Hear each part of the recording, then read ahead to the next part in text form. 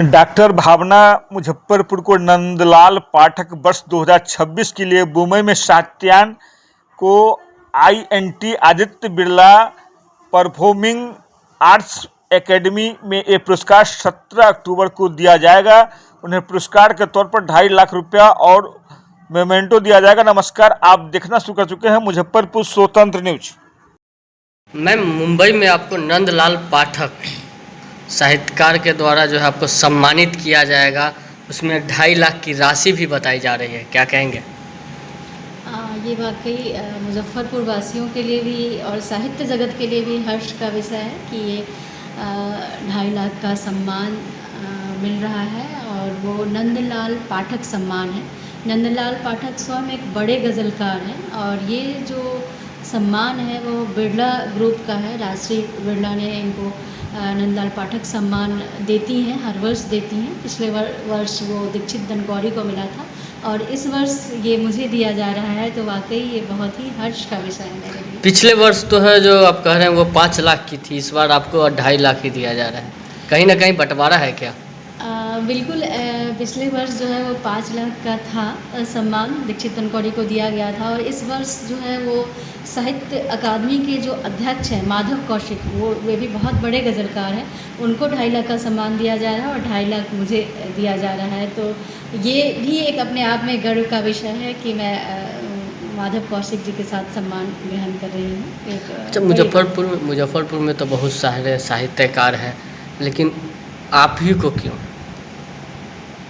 इसका जवाब बड़ा मुश्किल है। सभी अपने तरीके से कार्य कर रहे हैं और जो ईमानदारी पूर्वक कार्य करते हैं उनको सफलता मिलती भी है। मुझे लगता है कि और लोगों को भी मिलना चाहिए, आगे भविष्य में मिलेगा और पहले भी कई लोगों को मिला भी है शायद, या नहीं, मैं कंफर्म नहीं हूँ। लेकिन मुझे ही जैसे बिहार सरकार के राजभाषा विभाग से मिला है 1 लाख का माधवी वर्मा पुरस्कार 2022 या 23 में, जो भी हो, मतलब इस तरह से पहले भी मुझे मिल चुका है। तो सम्मान, अगर आप ईमानदारी से काम करते हैं, सतत सृजन करते हैं, तो कहीं ना कहीं सम्मान आपको मिलता ही है। आगे जो साहित्यकार में अपना रुचि रखते हैं उनको क्या कहेंगे? मैं ये उनसे ये करूँगी कि भाई जो साहित्य जो है वो कहीं से भी फेसबुकिया साहित्य नहीं है, सोशल साइट्स साहित्य नहीं है। साहित्य सतत साधना है, अनवरत कोशिश करें, लगातार पढ़ें, अपने पूर्ववर्ती रचनाकारों को पढ़ें। आप चाहे जिस विधा में काम कर रहे हो, जैसे मैं ज़्यादातर गज़ल विधा में काम करती हूँ, तो मेरी अभी तक 26 किताबें प्रकाशित हैं। आप यहाँ पे कैमरा से दिखवा सकते हैं कि मेरी बहुत सारी किताबें हैं यहाँ पे उपस्थित। तो जिस तरह से मैं काम कर रही हूँ, अगर मेरे बड़े तो करते ही रहे हैं, हमसे जो पहले के रचनाकार हैं उन्होंने काम किया है, लेकिन जो हमारे बाद की भी पीढ़ी है, अगर इस तरह से कार्य करे, लगातार काम करे, बिना रुके काम करे और इस लोभ से काम नहीं करे कि मुझे क्या मिल रहा है, उसमें साहित्य समाज का दर्पण होता है, समाज आना चाहिए। वो इश्किया शायरी वाली बात नहीं है। अब पहले था कि कोई भी बात गज़ल मतलब वो कोठे से निकली हुई चीज़ें या अरबी से आयातित है, ये तो वो हमारी विधा नहीं थी। लेकिन आज का जो समय है उसमें हिंदी गज़ल बिल्कुल मुक्तचंद की जो कविता है उसके साथ समानांतर खड़ी है। मतलब जो उसका कथ्य है, जो कथ्य हिंदी कविता का है, वो आज हिंदी गज़ल में है और मैं लगातार इस अर्थ में प्रयोग करती रहती हूँ क्योंकि मैं विज्ञान विषय से हूँ, तो मुझे बहुत अच्छा लगता है कि मैं नया नया प्रयोग करूँ। चलिए, अच्छा एक चीज़ बताइए, लास्ट सवाल है आपसे। सभी क्षेत्र में सरकार की ध्यान है, लेकिन साहित्यकारों के बीच क्यों नहीं? ये तो दुख का विषय है कि वाकई साहित्य को ना, जो साहित्य सृजन करते हैं, समाज भी उसको एलियन की तरह दिखता है। अगर आपसे पूछा जाए कि मैं एक लेखक हूँ, तो अच्छा आप लेखक हैं और क्या, मतलब आप क्या करते हैं? लेकिन ऐसा है नहीं। लेखक होना फुल टाइम जॉब है। आप समाज को देखते हैं, समाज के हर तबके को देखते हैं, उसके दुख और परेशानियों को देखते हैं, तो अपना घर जला के वो कबीरा खड़ा बाजार में वाली स्थिति है, लिए लो काठी हाथ, तो आदमी वैसे ही चलता है।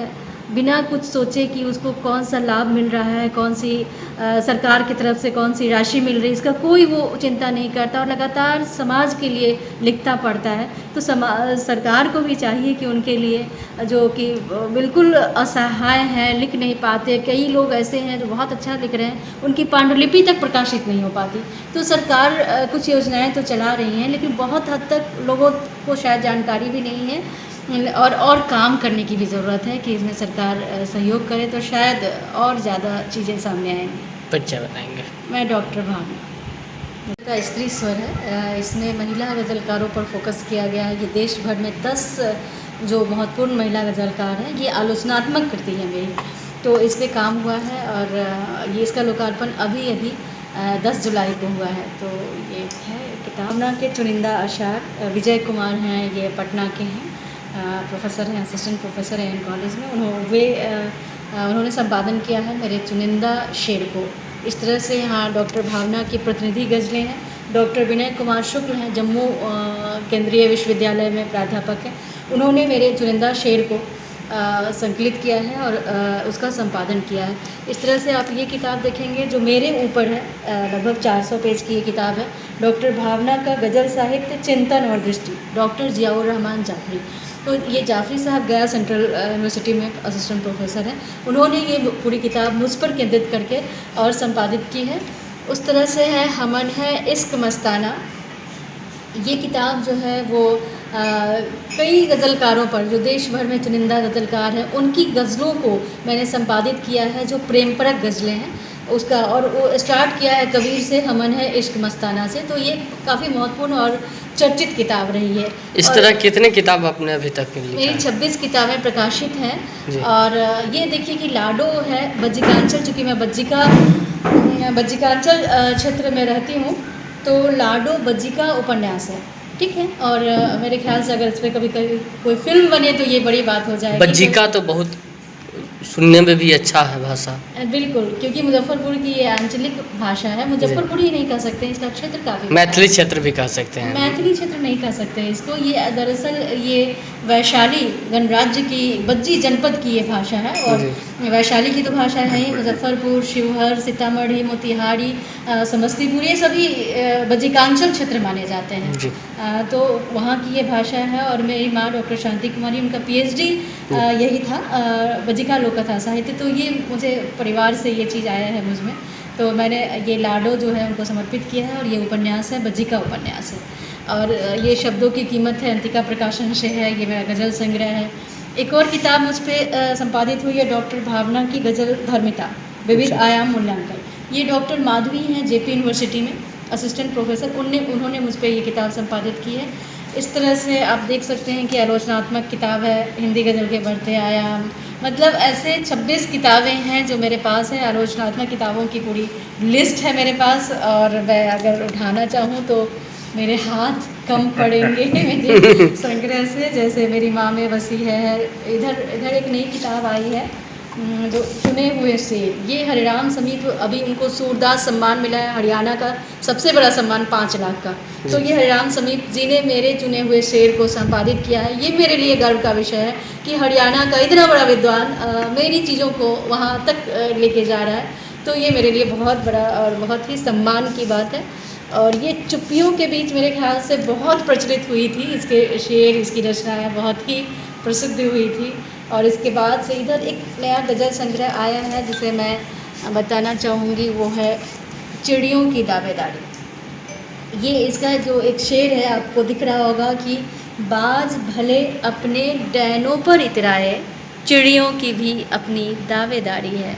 मतलब एक पूरी चीज़ें इसमें सम्मिलित हैं, क्योंकि बाज जो है एक सशक्त, चाहे आप व्यक्ति माने या फिर प्रकृति का कोई बड़ा चीज़ माने या फिर कोई पुरुष माने, लेकिन एक जो चिड़िया होती है, अगर आप एक स्त्री के सेंस में देखेंगे तो उसका भी जो काम है उतना ही महत्वपूर्ण है जितना कि एक पुरुष जो सबल है उसका है। या फिर इसकी आप किसी भी दुनिया समाज के कोई भी सबल व्यक्ति अगर बड़ा काम करता है तो छोटे छोटे लोगों की भी अपनी भूमिका होती है। जैसे अगर राम राज में वो जब पुल बन रहा था तो गिलहरी का भी जो प्रयास है वो अपने आप में बहुत महत्वपूर्ण होता है। तो ये चिड़ियों की दावेदारी है। इस तरह से मेरी बहुत सारी किताबें हैं जो आपको लगातार, अगर आप कैमरा ले जाएं तो हमन है इश्क मस्ताना से लेके और कसौटियों पर कृतियाँ, ये आलोचनात्मक कृतियाँ हैं मेरी। और सपनों को मरने मत देना, उस पर मुझे सृजन लोक युवा कविता सम्मान चेन्नई से मिला था, तो वो भी किताबें इसमें सम्मिलित हैं। उसकी भी रचनाएँ काफ़ी मशहूर हुई हैं। तो इस तरह से मैम अभी कोई किताब फिर नया कोई आ रहा है?